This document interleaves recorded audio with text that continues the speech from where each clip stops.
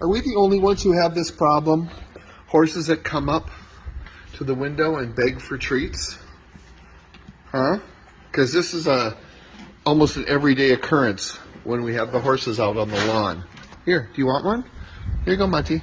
Here, take it. I don't think that Kevin's going to get any because he's just too shy.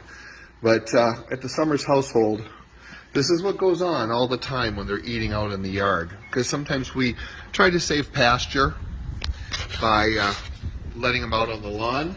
And then inevitably, if they see you in the house, they come up and they try to get in the house. Kevin! Kevin! See, Monty does not want Kevin to have any treats at all.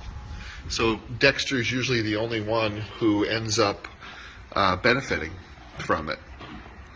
I love these beautiful summer evenings when they just kind of hang out and they like to be with us wherever we are. Oh, you're killing the hydrangeas there, Dex. Okay, last one, okay?